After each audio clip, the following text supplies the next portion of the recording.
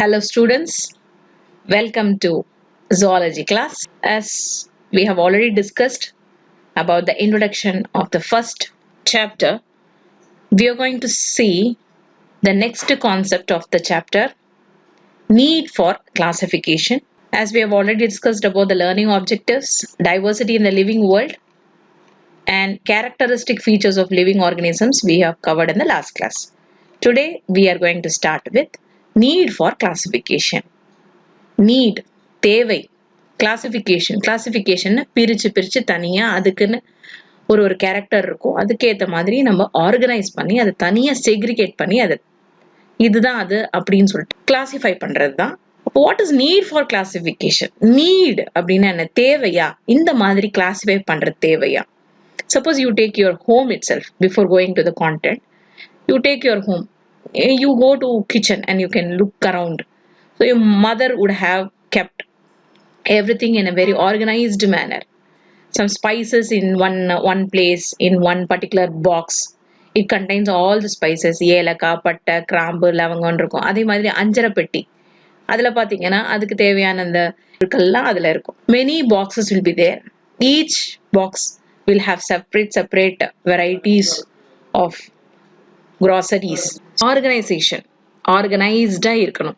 அப்பதான் வந்து mother, your mom can able to work in kitchen in a very fast manner without wasting time in looking after where it is and where it is kept.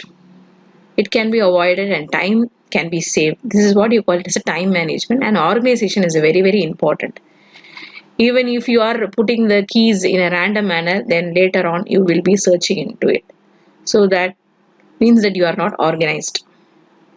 So what you will do, you will put a key chain holder, and so that if you put the keys, all the keys in the holder, then it will be easy for you. Likewise, we come across many places where things are arranged in specific categories.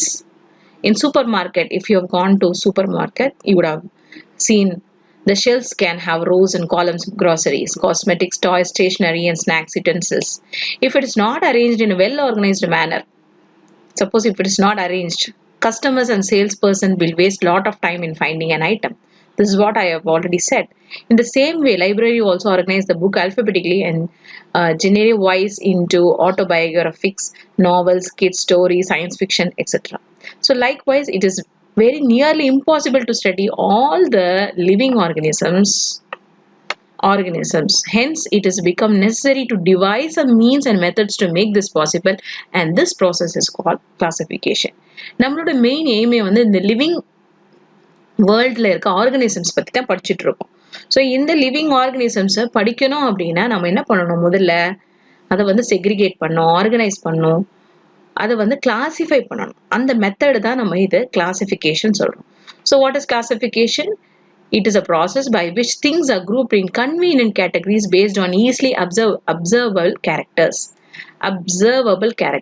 அப்போ நம்ம observable கேரக்டர்ஸ்னா என்னது? நம்மளால புரிஞ்சுக்க முடிய கேரக்டர்ஸை வச்சு அதை classify பண்ணி நம்ம தனித்தனியா செக்ரிகேட் பண்றோம். இப்போ நீங்க இந்த சூப்பர் மார்க்கெட்லயே எடுத்துட்டீங்கன்னா, அப்போ ஒரு ஷெல்ஃப் இருக்கும். இந்த ஷெல்ஃப் ஃபுல்லா வந்து டாய்ஸ் மட்டும் இருக்கும், இன்னொரு ஷெல்ஃப் இருக்கும், புக்ஸ் இருக்கும். இந்த மாதிரியான ஒரே விதமான அப்சர்வபிள் கேரக்டர்ஸ், அந்த மாதிரி கேரக்டர்ஸ் வச்சு நம்ம என்ன பண்றோம்? அதை வந்து கேட்டகரைஸ் பண்ணோம். நமக்கு கன்வீனியன்ட்டா நம்ம அதுக்கு நமக்கு தேவைக்கேற்ப நம்ம அதை கேட்டகரைஸ் பண்றதுனால இந்த என்டையர் ப்ராசஸ் நம்ம என்ன சொல்றோம்? கிளாசிஃபிகேஷன் சொல்றோம். The scientific term used for this categories is taxa. Taxa அப்படின்னா என்னது? Singular, taxon. Taxa indicates category at different levels. So எந்தெந்த கேட்டகரிஸ்ல நீ வந்து அதை வந்து நம்ம கேட்டகரைஸ் பண்ண போறோமோ அந்த கேட்டகரிஸை இண்டிகேட் பண்றதுதான் இந்த டாக்ஸா. ஒரு லெவல்லையும் நம்ம வந்து குரூப் வைஸா நம்ம பிரிப்போம்.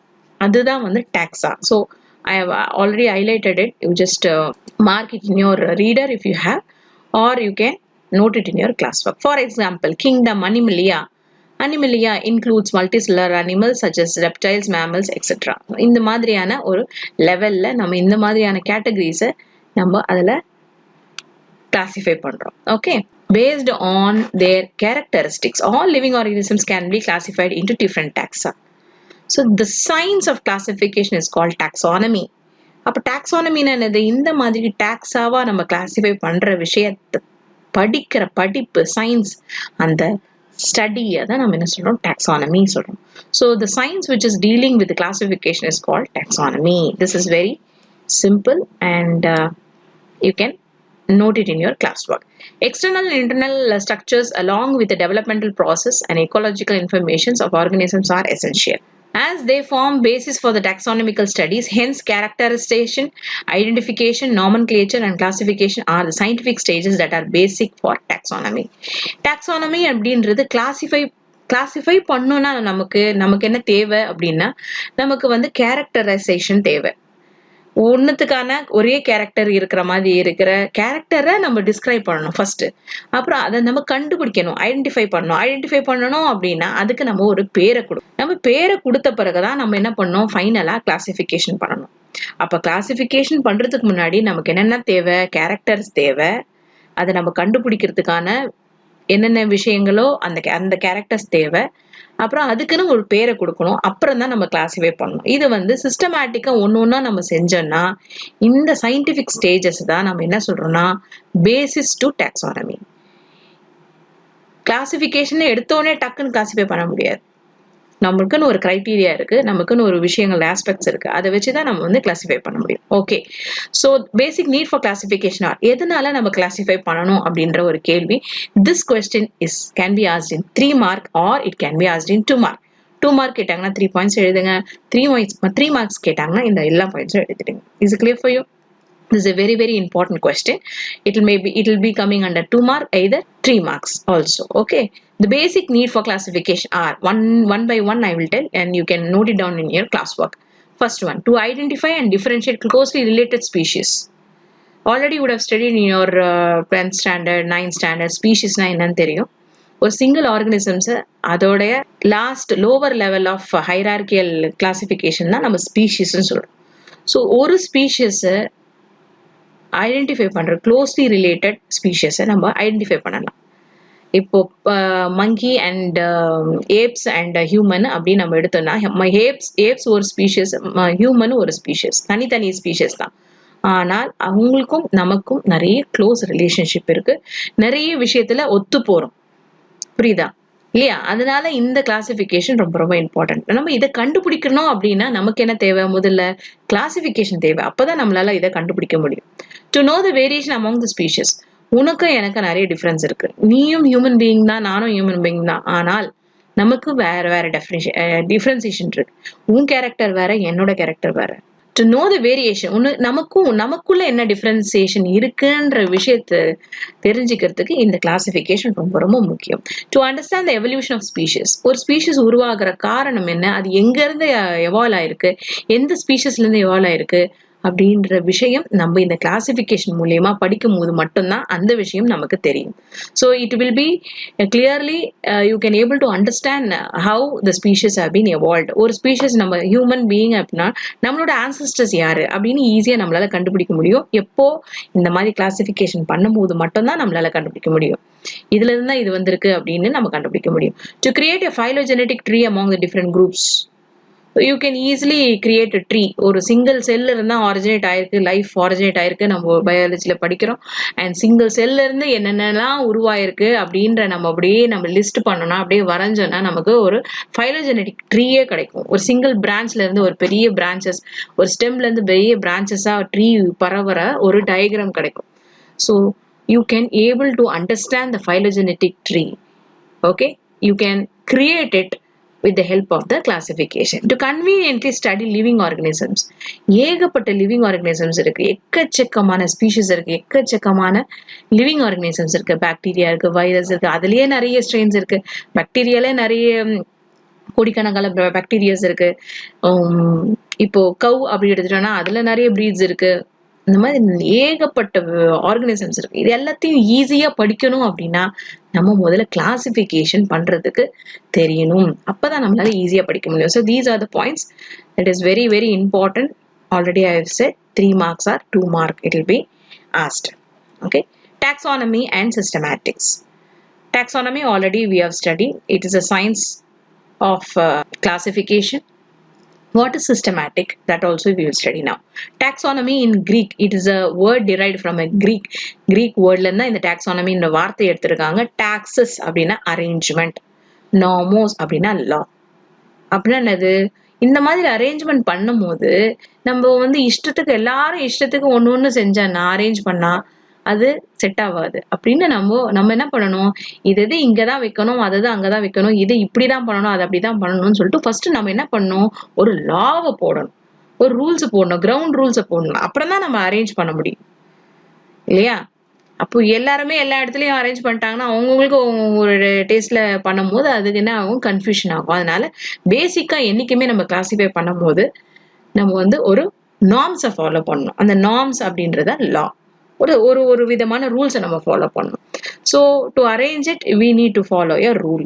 So this is the entire term called as taxonomy. Tax is arrangement and norms na normos அப்படின்னா law is a science of arrangement of living organisms along with the classification, description, identification and naming.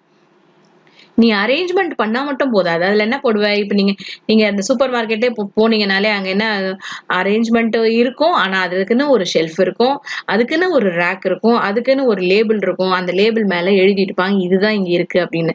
அந்த மாதிரியான விஷயங்கள் தான் இப்ப நம்ம living ஆர்கனிசம்ஸ்னா நம்ம வந்து classify பண்ணா மட்டும் போதாது, அதுக்கான டிஸ்கிரிப்ஷன் நமக்கு தெரியும், அந்த அனிமல் என்ன கேரக்டர்ல இருக்குன்னு தெரியும், அந்த அனிமல் எந்த இதுல வருது, அது வந்து எந்த லோவர் லெவல்ல வருதா ஹையர் லெவல்ல வருதா ஐடென்டிஃபை பண்ணக்கூடிய விஷயங்கள் தெரியணும். அதுக்கு பேரும் இருக்கணும், அந்த அனிமலுக்கு பேரும் கொடுக்கணும். ஸோ இது மொத்தமா எல்லாமே இதுலதான் எதுல வருது, டாக்ஸானமில வருது. Okay, so giving the name for the organisms which includes of all flora and fauna including microorganism of the world.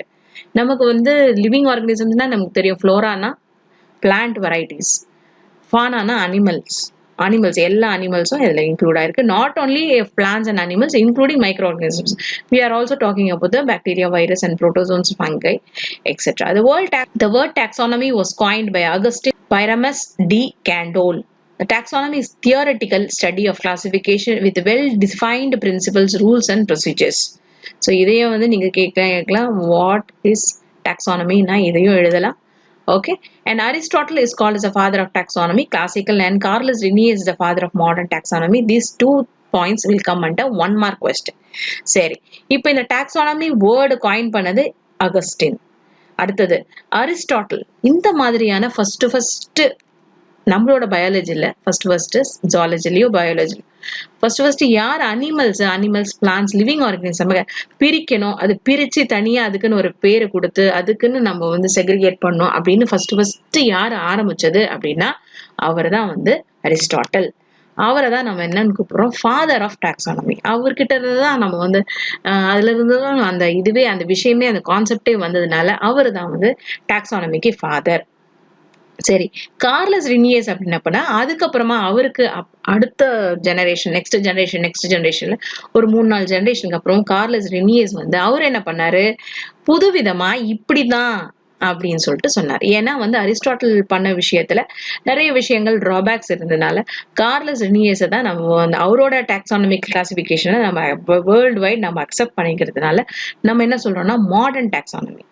So our Aristotle நம்ம என்ன சொல்றோம்னா கிளாசிக்கல் டாக்ஸானமி, கார்லஸ் லினியஸோட கிளாசிபிகேஷன் நம்ம என்ன சொல்லுவோம்னா modern taxonomy. So he is called as a father of modern taxonomy. So these 2 sentences will be framed for 1 mark question.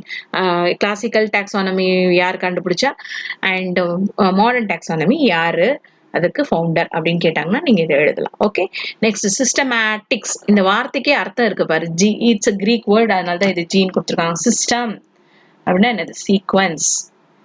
ஏன்னா தானா கிடையாது, அதுக்குன்னு ஒரு முறை இருக்கு இல்லையா. Objectives of taxonomy and systematics are very similar. ஆப்ஜெக்டிவ்ஸ்னா குறிக்கோள், எண்ணம். இந்த டாக்ஸானமியாவா இருக்கட்டும் இல்லைன்னா சிஸ்டமேட்டிக்ஸா இருக்கட்டும், ரெண்டுமே வந்து சிமிலர். அவங்களோட குறிக்கோள் வந்து similar. their goals is to classify. என்ன அவங்களோட குறிக்கோள் என்ன, classify organisms stipulated rules. இதுதான் வந்து அந்த டாக்ஸானமிக்கான அர்த்தமே. அதுதான் ஒரு நார்ம்ஸை வச்சு அதுக்கேற்ற மாதிரி நம்ம கிளாசிஃபை பண்ணணும். Classify organisms with stipulated rules. The main criteria of systematics is identifying, describing, naming, arranging and preserving and documenting the organisms. இது ரெண்டுமே சேம் தான். இப்போ நம்ம இங்க பார்த்தது பாருங்க, டாக்ஸானமிக்கு என்னென்ன பார்த்தோம், It's a science of arrangement of living organisms, the classification, description, identification, and naming. I'm just highlighting it. Of organisms include all the living organisms in the world. அதுதான் taxonomy ன்னு பார்த்தோம். Systematic அதே தான். இங்க என்ன?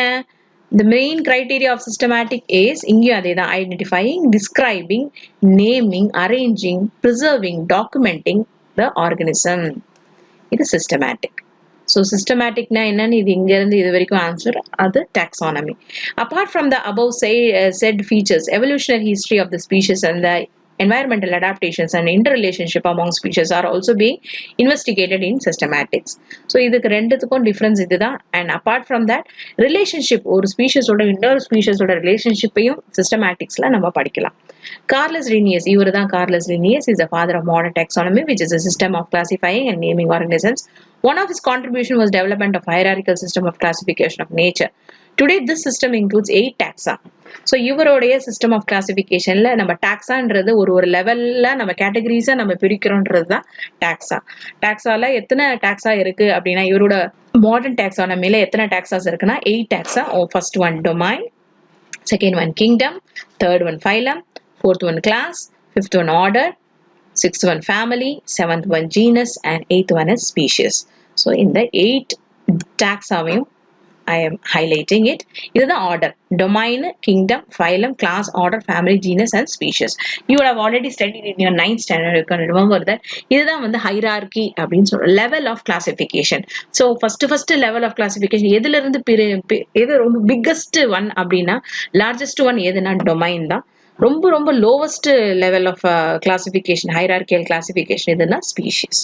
So this is the 8 taxa of Carolus Linnaeus modern taxonomy classification. This one you can note it down in your classwork. Okay.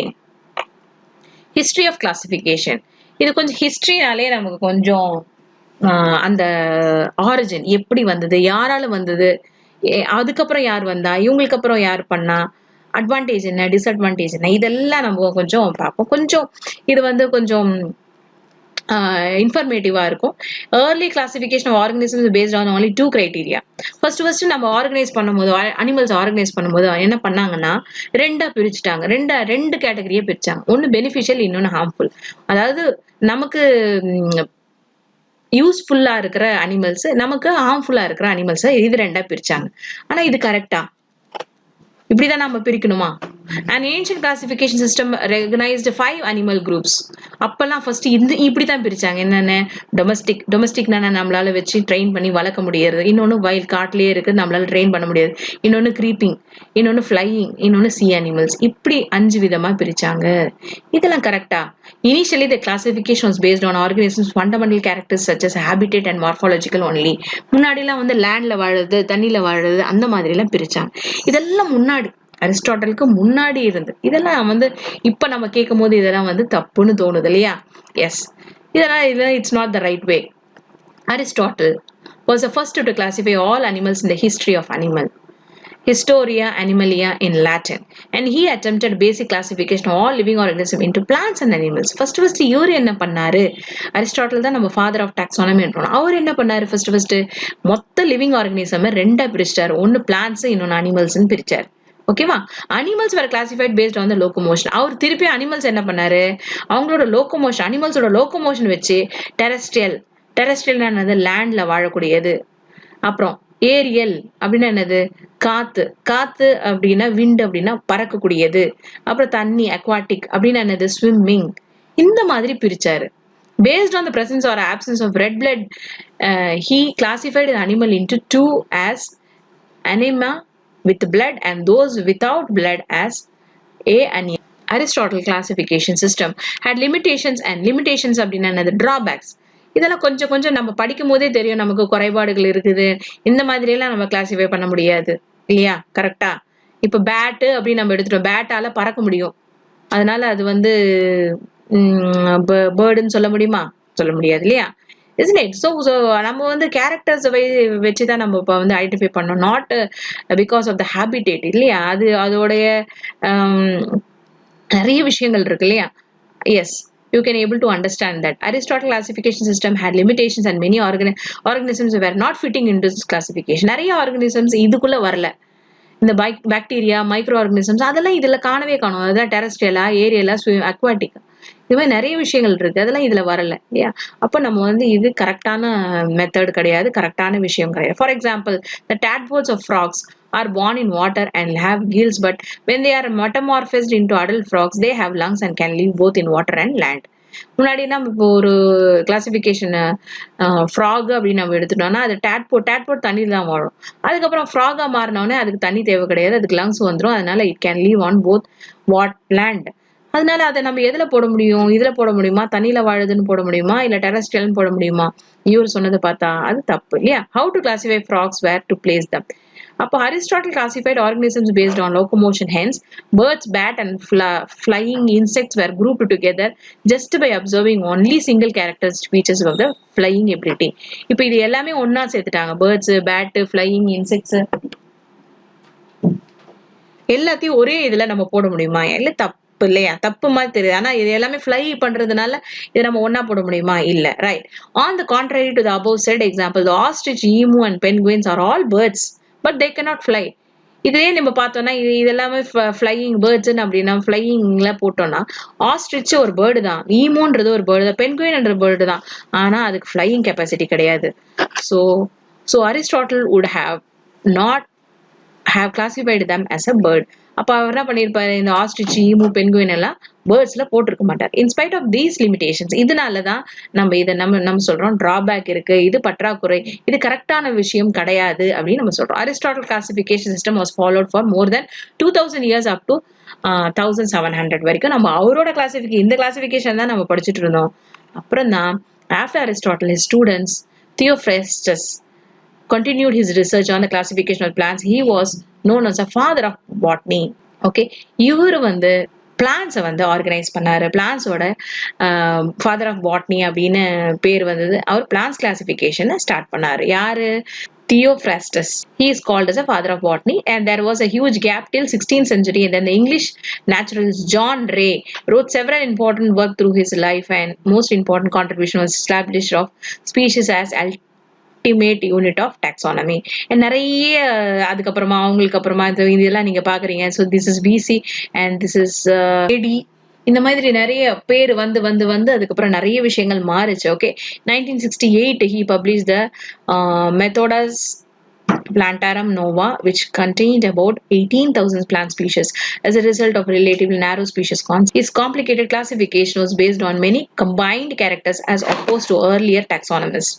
John Ray also aimed at publishing a complete system of nature, which includes the works of mammals, reptiles, birds, fishes and insects.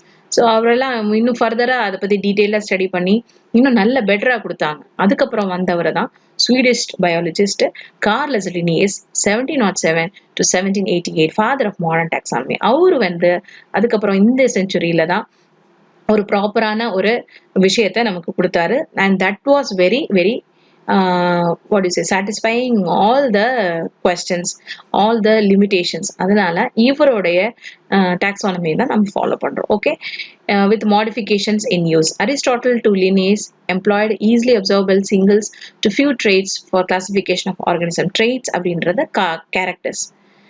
எனக்கு வந்து இப்படி மூக்கு இருக்கு, எனக்கு girly hair இருக்கு, எனக்கு right handedness, இந்த மாதிரி விஷயங்கள்லாம் நம்மளோட கேரக்டர்ஸ். இதுதான் நம்ம என்ன சொல்றோம்? ட்ரெய்ட் சொல்றோம். Within increased knowledge of the several biological domains, many characters were considered for classifying organisms. This represented the phase of classical taxonomy, which was based on overall similarities and affinities derived from the morphology. Morphology அப்படின்றது study of external character.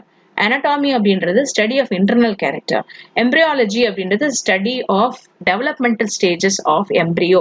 ஒரு embryo ஜைகோட்ல இருந்து ஒரு complete organisms உருவாகக்கூடிய அந்த complete stages தான் நம்ம என்ன சொல்றோம்னா embryo development of organisms. A modification of this system is a numerical taxonomy, and which evolved in 1950s, and this system evaluates the resemblance and differences through statistical methods followed by computer analysis to establish the numerical degrees. இப்பெல்லாம் ரொம்ப லேட்டஸ்டா நிறைய விஷயங்கள் வந்துடுச்சு, right?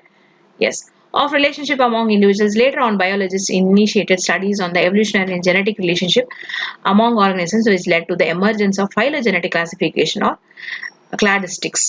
So இந்த மாதிரி நிறைய விஷயங்கள் நிறைய சயின்டிஸ்ட் ரிசர்ச் பண்ணி அதுக்கப்புறமா நிறைய ஆஸ்பெக்ட்ஸை கொண்டு வந்து கிளாரிட்டி கொடுத்தாங்க, ஒரு ஜஸ்டிஃபிகேஷன் கொடுத்தாங்க, இப்படி இதுதான் கரெக்ட் அப்படின்றது. Okay, so it is an evolutionary classification based on how a common ancestor was shared, and cladistic classification summarizes the genetic differences between all species in the phylogenetic tree. Ernest Haeckel introduced a method of representing evolutionary relationship with the help of a tree diagram known as a cladogram. இது ரொம்ப important, இது கண்டிப்பா கேட்பாங்க. What is cladogram கேட்பாங்க. யார் அதை வந்து உருவாக்குனாங்க கேட்டா அவர் பேர் வந்து அர்னஸ்ட் ஹேக்கல். அப்படின்றது இந்த கிளாடோகிராம் அப்படின்றது ஒரு டயக்ராம். அந்த டயக்ராம் ட்ரீ டயக்ராம் சொல்லுவோம். அந்த ட்ரீ டயக்ராம் வச்சு நம்மளால என்ன கண்டுபிடிக்க முடியும் அப்படின்னா, இந்த மாதிரி மெத்தட்ல வரையும் போது நம்மளால ஈஸியா எந்த அனிமல்ல இருந்து எந்த அனிமல் எவால்வ் ஆயிருக்குன்ற ரிலேஷன்ஷிப்பை நம்ம ஈஸியா கண்டுபிடிக்க முடியும். So once again I'm repeating, it is he introduced a method for representing evolutionary relationship with the help of a tree diagram, and that is known as a cladogram. So you can see this cladogram. This is an example of cladogram. So vertebrates இருந்து தான் என்னெல்லாம் வந்திருக்கு, shark வந்திருக்கு. அந்த Fani skeleton உள்ள fishes வந்து ரே fish. Shark வந்து phone கிடையாது, அது கார்டிலேஜ் தான். அதை ஈஸியா நீங்க வந்து சூ பண்ணலாம். you would have had it as a dish also. அது பார்க்கும் போதே தெரியும், அதுல முள்ளா இருக்காது, அதுக்குன்னு ஒரு நடுவுல ஒரே ஒரு அந்த மாதிரி ஒரு ஸ்கெலிட்டல் ஸ்ட்ரக்சர், அது பேர் கார்டிலேஜ். ஆனா அடுத்தது பாத்தீங்கன்னா போனி ஸ்கெலிட்டல் பார்த்தோன்னா முள்ளு உள்ள மீன். அடுத்தது 4 limbs உள்ள ஆம்பிபியன்ஸ். அடுத்தது ஆம்னியாட்டிக் எக். ஸோ இப்ப ஆம்பிபியன்ஸ் எதுல இருந்து வந்திருக்குன்னா இந்த மாதிரி இதுல இருந்து தான் வந்திருக்கு. இந்த வெர்டிபிரேல இருந்தா இந்த ஆம்பிபியன்ஸ் வந்திருக்கு. ஸோ இந்த மாதிரி நம்ம படிக்கும் போது இது பேர் தான் பைலோஜெனடிக் ட்ரீ. இந்த மாதிரி வரைகிற டயக்ராம் தான் நம்ம சொல்றோம் கிளாடோகிராம் அப்படின்றோம். ஓகேவா? This systematic classification takes into account ancestral characters. நம்ம வந்து இந்த கிளாடோகிராம் வரையும் போது நம்மளோட ஆன்செஸ்டரோட கேரக்டர்ஸும் நமக்கு தெரிய வரணும். Basic body designs which would be entire group and derived character traits whose structures and functions differ from those of the ancestral characters. One of the more derived characters which appear during evolution result in the formation of new subspecies. இந்த மாதிரி வரையும் போதுதான் ஒரு ஸ்பீஷஸ்ல இருந்து இன்னொரு subspecies உருவாக்குறதுக்கான நமக்கான அந்த clarity கிடைக்கும். In the cladogram, each evolutionary step procedures a branching of all members of branches would possess a derived character which will not be seen in the organisms below the particular branch point. So likewise, if you are arranging organisms on the basis of the similar or derived character which differs from the ancestral character, you can able to get a phylogenetic tree or a cladogram. So இப்படி நீ பார்க்கும்போது இந்த primates எதுல இருந்து வந்திருக்குன்னா first அது வந்து cartilage phone உள்ள ஒரு அனிமலா இருந்திருக்கு, அண்ட் போன் வந்த அனிமலா இருந்திருக்கு. நெக்ஸ்ட் 4 லிம்பா இருந்திருக்கு. நெக்ஸ்ட் ஆம்னியாட்டிக் எக் உள்ள அனிமலா இருந்திருக்கு. தென் பாடி ஹேர்ஸ் வந்திருக்கு. தென் ஃபைனலா அது பிரைமேட்ஸா மாறி இருக்கு அப்படின்ற அந்த ஹிஸ்டரி நம்மளால, எவல்யூஷனரி ஹிஸ்டரியை நம்மளால புரிஞ்சுக்க முடியும். ஓகேவா? Depending on the system of classification, organisms are classified into 2 or 3 kingdoms, later into 4, 5, 6 and now into 7 kingdoms. ஒருத்தரும் ஒன்னு கிங்டமா கிளாசிஃபை பண்ணாங்க. ஆனா கடைசியா நம்ம வந்து கிங்டம் வந்து 7 kingdom. R.H. Whittaker proposed a 5 kingdom classification. Okay, and 5 யாரு சொன்னார்னா R.H. Whittaker. இது ரொம்ப important as far as examination point of view is concerned. The kingdom defined by him were Monera, Protista, Fungi, Plantae and Animalia. This is the 5 kingdom classification based on the cell structure, mode of nutrition, mode of reproduction, phylogenetic relationship. So இது base பண்ணி தான் வந்து அவர் வந்து 5 விதமா classify பண்ணாரு. Monera, Protista, Fungi, Plantae and Animalia. 5 kingdom நம்ம ஏற்கனவே படிச்சிட்டோம். Domain படிச்சிருக்கோம். நம்ம ஏற்கனவே என்ன படிச்சிருக்கோம்னா டாக்ஸாஸ் படிச்சிருக்கோம். 8 டாக்ஸாஸ். ஃபர்ஸ்ட்ல இருக்கிறது டொமைன், அடுத்தது கிங்டம். அந்த கிங்டம் இவர் வந்து 5 விதமா கிளாசிஃபை பண்ணியிருக்காரு. Monera, Protista, Fungi, Plantae and Animalia. ஓகேவா? Next, it is also given here. You can see this table. It is already given here. 5 kingdom classification. இந்த R.H. Whittaker தான் 5 kingdom classification சொன்னாரு. இந்த கிங்டம்ல எத்தனை கிங்டம் இருக்கு? 5 kingdom. Monera kingdom, Protista kingdom, Fungi kingdom, Plantae kingdom and Animal kingdom. இது எதை வச்சு அவர் வந்து இந்த 5 கிங்டம் போட்டார்னா செல் டைப், அதாவது ப்ரோகேரியாட்டிக்கா யூகேரியாட்டிக்கா. ப்ரோகேரியாட்டிக்னா என்னது? நியூக்ளியஸ் வந்து நியூக்ளியர் மெம்பரேனுக்குள்ள இல்லாம செல்லுக்குள்ளேயே இருக்கிற மாதிரி இருக்கிறது தான் ப்ரோகேரியாட்டிக். யூகேரியாட்டிக்ல ட்ரூ கேரியோ அப்படின்னா நியூக்ளியஸ், யூனா ட்ரூ. அப்போ ட்ரூ நியூக்ளியர் மெம்பரேன் உள்ளதான் நியூக்ளியஸ் இருக்கு அப்படின்றத யூகேரியோட்டிக். ஸோ அதுதான் செல் டைப். செல் வால் அப்படின்றது சிலதுக்கு செல் வால் இருக்கும், சிலதுக்கு செல் வால் இருக்காது.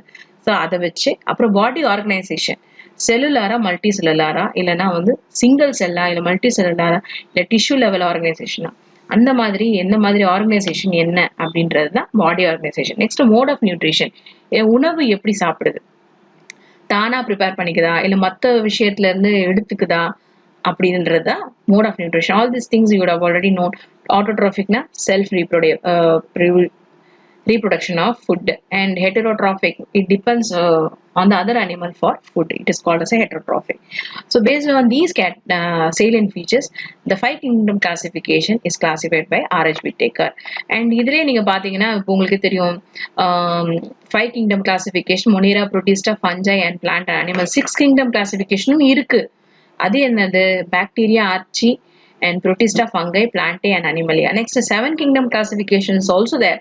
அதே நம்ம ஃபர்தரா நம்ம வந்து பிரிச்சு வச்சிருக்காங்க. Eubacteria, Archaebacteria, Protozoa, Chromista, fungi, plantae and animalia. Okay, and now we are going to see classification has come a long way and now takes into an account even molecular level DNA and RNA identification. The advancement in molecular technique and biochemical assay has led to a new classification, the 3-domain classification. So now we are going to see the 3-domain classification. So kingdom classification பார்த்தோம், இப்போ domain பார்க்குறோம். domain தான் first level இருக்கு, right? 3 domains of life. The 3 domains classification proposed by Carlos was and his co-workers, and they classified organisms based on the difference in the 16S RNA gene. And 3-domain system adds taxon domain higher than the kingdom. And this system emphasizes separation of prokaryote into 2 domains, bacteria and archaebacteria, and all eukaryotes. This system emphasizes the separation of prokaryotic into 2 domains, bacteria and archaebacteria, and all eukaryotes are placed into the domain eukarya. Archaea appears to have more in common with the eukarya than the bacteria. Archaea differ from bacteria in cell wall composition and differ from bacteria and eukaryotes in membrane composition and the RNA type. So now we are going to study now. This is the 3-domain classification according to Carl, and he has classified the 3 domain as Archaebacteria, bacteria, eukarya. இப்போ நம்ம அதோட கேரக்டர்ஸ்னா என்ன, அது என்னென்ன animals எல்லாம் என்னென்ன living ஆர்கனிசம்ஸ்னா இதுக்குள்ள வருது அப்படின்னு நம்ம பார்க்க போறோம். இது ரொம்ப ஈஸி, இது பார்த்தாலே உங்களுக்கு தெரியும். You can see archaea, bacteria, Eukarya.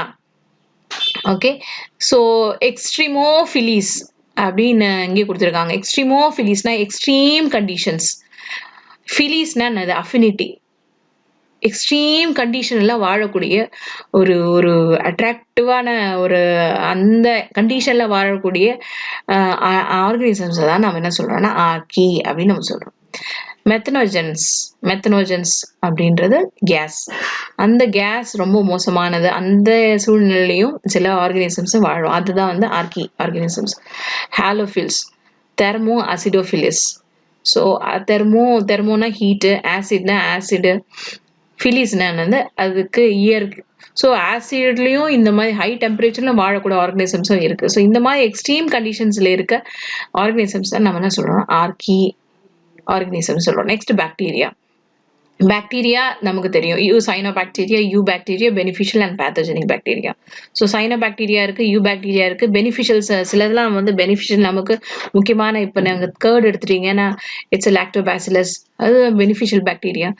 Pathogenic அப்படின்றது டிசீஸ் காசிங் பாக்டீரியா தான் பேத்தோஜெனிக் அப்படின்றோம். அந்த மாதிரி பாக்டீரியாவும் இருக்கு. இது எல்லாமே வந்து பாக்டீரியா வருது. நெக்ஸ்ட் யூகேரியா அப்படின்னா என்னது, உண்மையான நியூக்ளியர் மெம்பரைன் உள்ள இருக்கிற நியூக்ளியஸ் இருக்கக்கூடிய ஒரு ஆர்கனிசம்ஸ் தான் நம்ம என்ன சொல்றோம்னா யூகேரியாட்ஸ் அப்படின்னு நம்ம சொல்றோம்.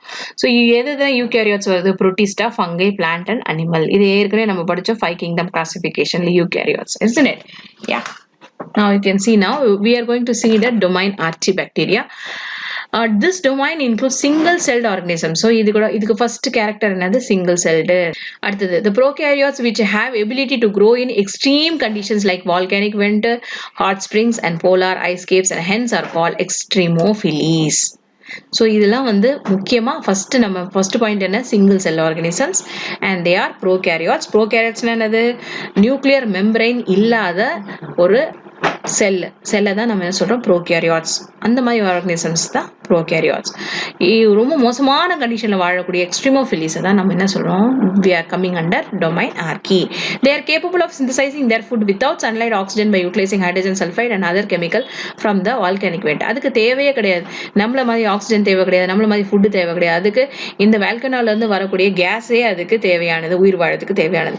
Some of them produce methane. சில ஆர்கி பாக்டீரியா என்ன ப்ரொடியூஸ் பண்ணோம்னா மீத்தேனை ப்ரொடியூஸ் பண்ணோம். அதனால தான் அதை நம்ம என்ன சொல்றோம்னா மெத்தனோஜென்ஸ் அப்படின்னு சொல்றோம். few live in salt environment. சால்ட்ல எந்த பாக்டீரியாவும் உயிர் வாழாது. அதனால தான் நம்ம இந்த மாதிரி காய வச்சு ஊறுகாய் போடும்போது சால்ட்ல போட்டு இது பண்ணி, ஏன்னா வந்து பாக்டீரியா வரவே வராது. ஆனால் சில பாக்டீரியாஸ் இருக்கு, சால்ட்லயும் வாழக்கூடிய பாக்டீரியாஸ் இருக்கு, அதுதான் halophiles and thermoacidophiles which thrive acidic environment and high temperature. So இந்த மாதிரியான சுச்சுவேஷன்ல இருக்க, எக்ஸ்ட்ரீம் சுச்சுவேஷன்ல இருக்கிற பாக்டீரியாவை தான் நம்ம ஆர்ச்சி பாக்டீரியா அப்படின்னு நம்ம சொல்றோம். Next Thermus aquatics bacterium which can tolerate high temperature. So இந்த மாதிரியான ஒரு பாக்டீரியா தான் இது, ஹை டெம்பரேச்சரும் டாலரேட் பண்ணும். நம்மளாம் நினைப்போம் நல்லா பாயில் பண்ணோம்னா சில பாக்டீரியா எல்லாமே செத்து போயிடும் நம்ம தண்ணியில வந்து அப்படின்னு. ஆனால் இன்னும் கூட டெம்பரேச்சர் டாலரேட் பண்ணக்கூடிய பாக்டீரியாஸும் இருக்கு. அதுக்கு தானே எக்ஸாம்பிள் தெர்மஸ் அக்வாட்டிக்ஸ். அதுக்கு பேரு Thermus aquatics. It can tolerate high temperature. இது வந்து 1 மார்க் கொஸ்டின். இதை தான் நம்ம வந்து பிசிஆர்ல யூஸ் பண்ணுவோம். இதை நீங்க வந்து 12th படிப்பீங்க. பிசிஆர்னா என்னன்னு 12th படிப்பீங்க. டிஎன்ஏ ஆம்பிளிஃபிகேஷன்லயும் நம்ம யூஸ் பண்ணுவோம். இந்த தெர்மஸ் அக்வாட்டிக்ஸ்ல இருந்து வரக்கூடிய என்சைமை தான் நம்ம வந்து இந்த பிசிஆர்ல யூஸ் பண்ணுவோம். அதனாலதான் இது வந்து ஹைலைட் பண்ணி இங்க சொல்லியிருக்காங்க. Next domain bacteria. பாக்டீரியாக்கான கேரக்டர் என்ன, பாக்டீரியா எல்லாமே ப்ரோகேரியாட்ஸ் தான். இதுக்கும் என்ன இல்ல, they do not have definite nucleus and DNA exists as a circular chromosome and do not have histone associated with it. So DNA அப்படி லூஸ்லி அரேஞ்ச்டா இருக்கும், அதுக்குன்னு ஒரு பேட்டர்ன் இருக்காது, அதுக்குன்னு ஒரு ஆர்கனைசேஷன் இருக்காது, செல்லுக்குள்ள அப்படி லூஸ்லி அரேஞ்ச்டா இருக்கும். they do not have a defined nucleus. இதுதான் வந்து மெயினான கேரக்டர், ப்ரோகேரியாட்டிக்கான கேரக்டர். பாக்டீரியாவுக்கு ப்ரோகேரியாட் தான். they do not possess a membrane bound organelle except for ribosomes.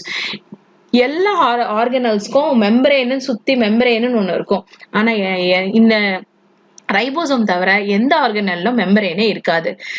their cell wall contains peptidoglycan and many are decomposers. Some are photosynthesis and few causes diseases. There are beneficial probiotic bacteria.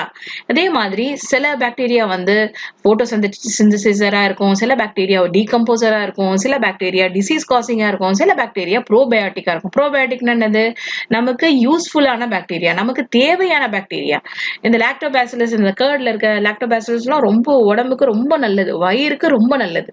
இப்போ வயிறுல பிரச்சனை, food poison அப்படின்னா என்ன பண்ண சொல்லுவாங்கன்னா டாக்டர்ஸே சொல்லுவாங்க தயிர் சாதம் சாப்பிடுங்க அப்படின்னு சொல்லுவாங்க. ஸோ இந்த பாக்டீரியா போய் அந்த விஷயங்கள்லாம், தேவையில்லாத விஷயங்கள்லாம் அதை வந்து கிளீன் பண்ணும். Okay, so this is very important. That is why it is called a probiotic அப்படின்னு நம்ம சொல்றோம். அண்ட் சம் ஆர் ஹார்ம்ஃபுல், அதை தான் நம்ம என்ன சொல்றோம், pathogenic, because it is causing a disease. எல்லா பாக்டீரியாவும் வந்து ஒண்ணு கிடையாது. சில பாக்டீரியா நல்ல பாக்டீரியா, சில பாக்டீரியா நமக்கு harmful bacteria. And which are diversely populated. And cyanobacteria are photosynthetic blue-green algae which produce oxygen. இன்னொரு பாக்டீரியா இருக்கு, அது தன்னைத்தானே வந்து அதோட விஷயத்தை ப்ரொடியூஸ் பண்ணிக்கும், ஆக்சிஜனை ப்ரொடியூஸ் பண்ணும். அது பேரு ப்ளூ கிரீன் ஆல்கே, இல்லைன்னா நம்ம என்ன சொல்லலாம்னா சைனோபாக்டீரியா சொல்லலாம். These had played a key role in change of atmospheric conditions level for anaerobic to aerobic during the early geological period. First anaerobic conditions தான் இருந்தது, அதுக்கப்புறம் தான் aerobic conditions மாத்துச்சு. aerobic conditions oxygen எப்படி வந்ததுன்னா இந்த மாதிரியான ஆர்கானிசம்ஸ் மூலமா தான் நமக்கு வந்து anaerobicல இருந்து aerobic நம்ம மாறணும். ஜியாலஜிக்கல் பீரியட்ல நம்ம படிக்கும் போது, ஸோ எவல்யூஷன் படிக்கும் போது நமக்கு தெரியும். ஓகே, டொமைன் யூகேரியாட்ஸ் அப்படின்னா ட்ரூ நியூக்ளியர் மெம்பரேன், அந்த செல்லுக்குள்ள நியூக்ளியர் மெம்பரேன் உள்ள நியூக்ளியஸ் இருந்ததுன்னா அதுதான் வந்து யூகேரியாட்ஸ். எந்த அனிமல்ல நம்ம எடுத்து நம்ம பார்க்கும்போது அந்த nuclear membrane enclosed true nuclear membrane இருந்ததுன்னா அது eukaryotes. Eukaryotes are animals which have true nucleus and membrane bound organelles.